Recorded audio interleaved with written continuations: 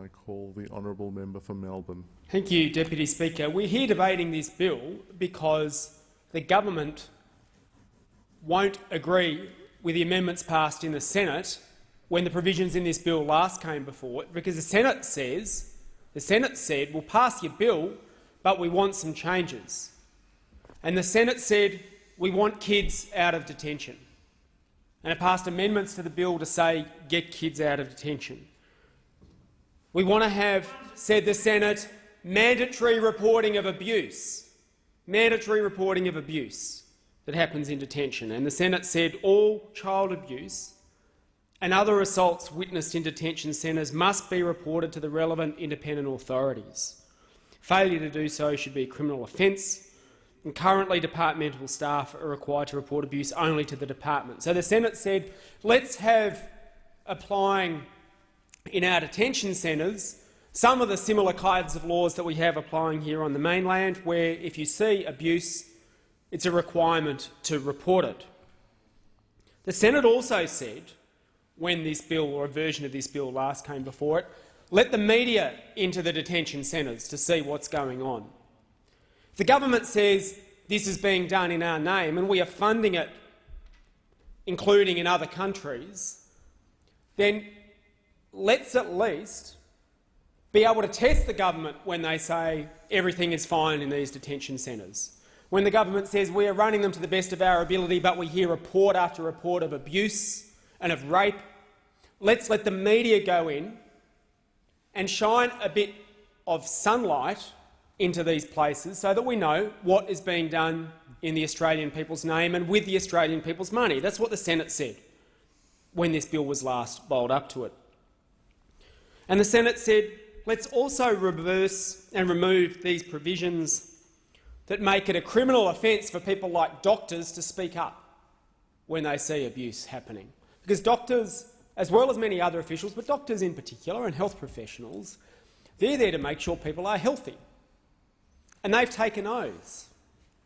And their obligations are to speak out when they see harm being done to someone.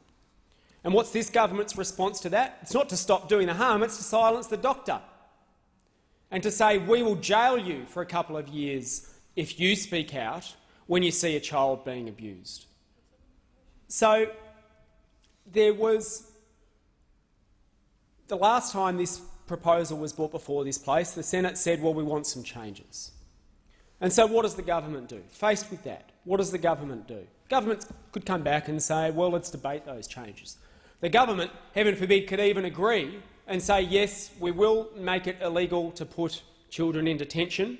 We will require the mandatory reporting of abuse. You wouldn't think too many people would cavil with that.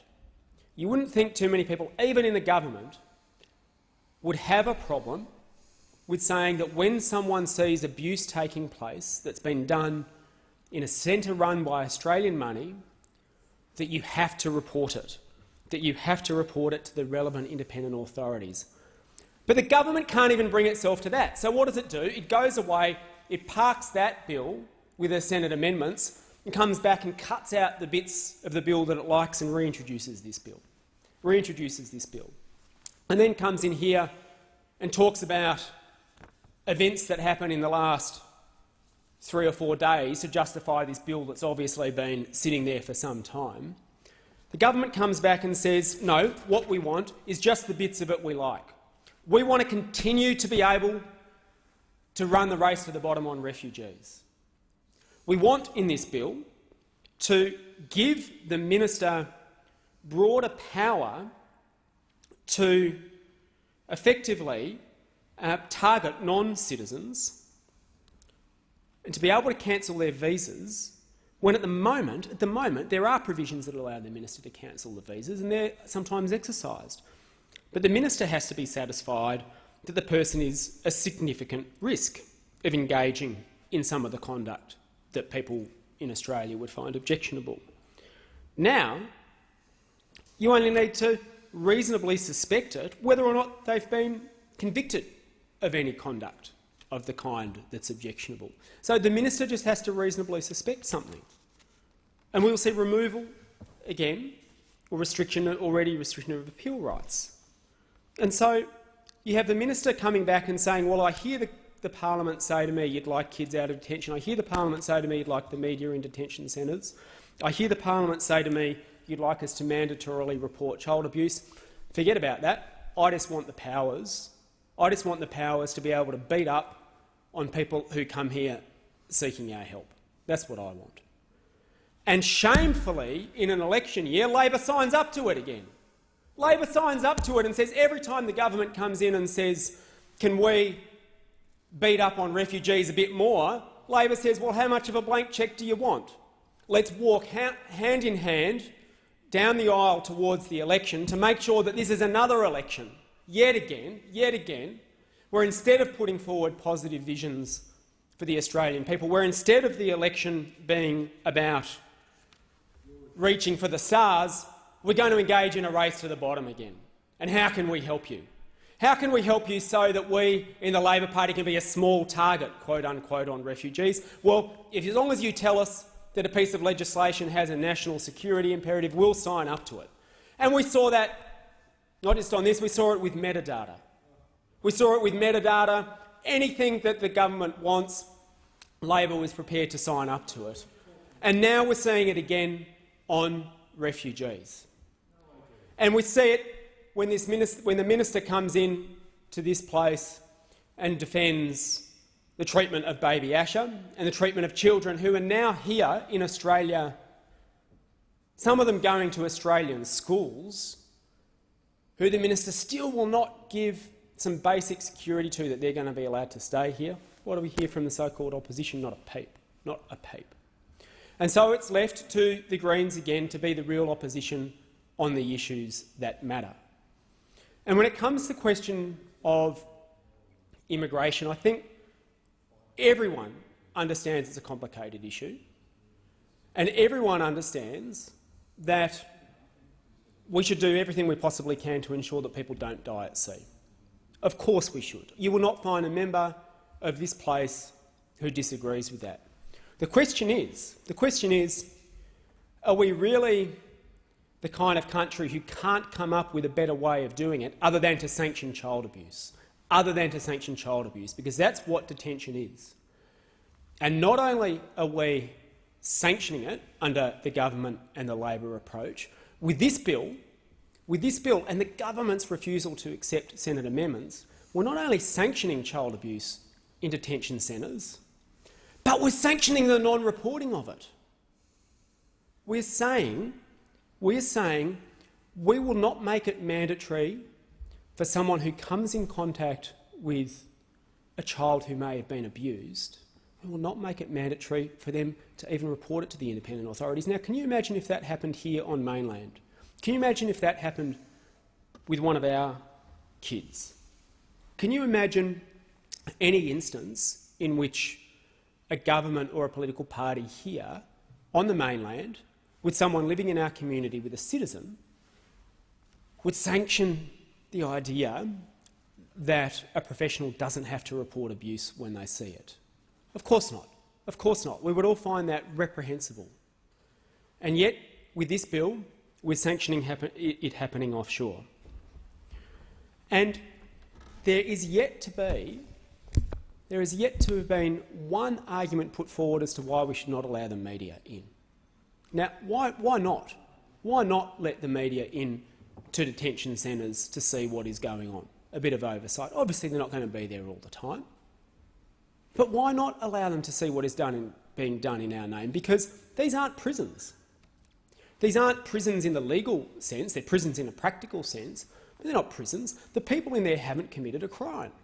So you've got people who haven't committed a crime staying in a place either on an island that they can't get off or surrounded by cages. They can't get out. It's been done in our name. Why not let the media in? Why not let a bit of transparency in? No argument about that at all.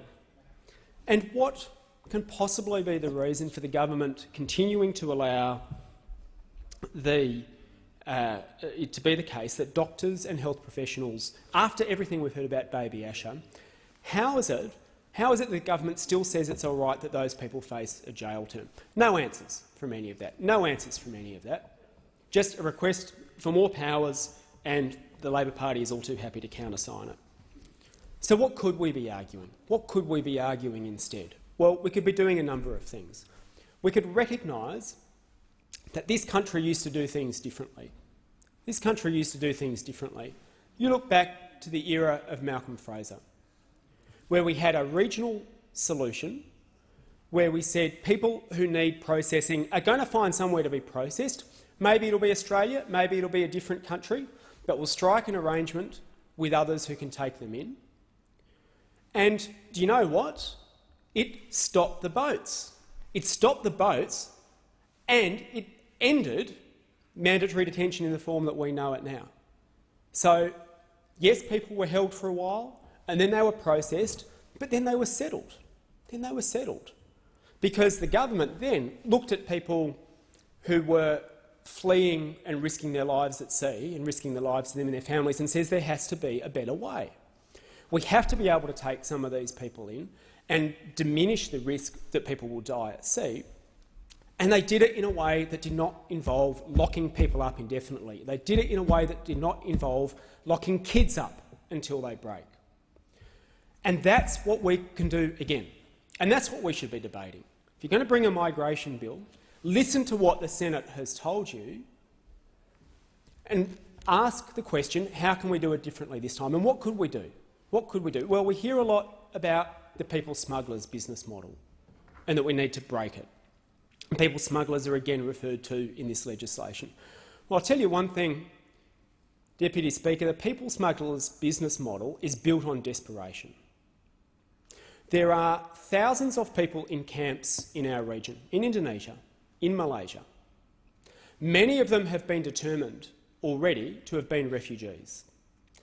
But they are stuck in these camps, waiting for years and years and years, and they do not see a way out.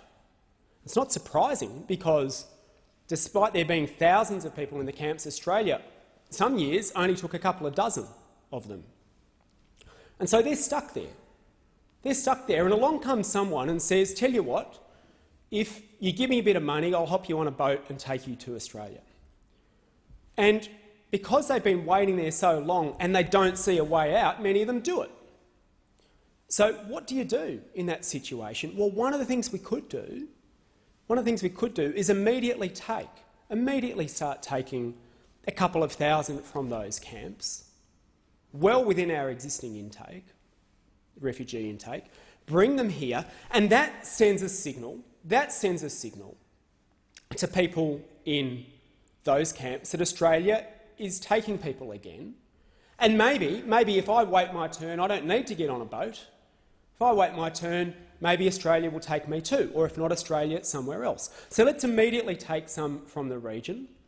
Let's put an effort on cooperation, like they did 40 years ago with other countries who could take in some of these refugees, so that people know, well, maybe I don't go to Australia, but I do go somewhere. And all of a sudden you start to inject hope again. And then you have the discussions about a migration system we can be proud of. One where we accept that Australia, as a wealthy country in the region, has an obligation to take in some people who are coming here seeking our help. It's not a limitless obligation, but it's an obligation that we could do much more than we're doing at the moment.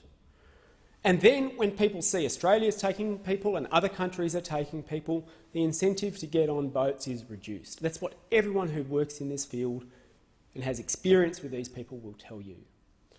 If we did that, we could start having, especially in an election year, a debate about immigration that we could be proud of. And instead we hear racing to the bottom again, and it's disappointing. It's disappointing to know that the government is doing it. You expect that, but it's disappointing they're doing it with the full support of the Labor Party. I thank the member.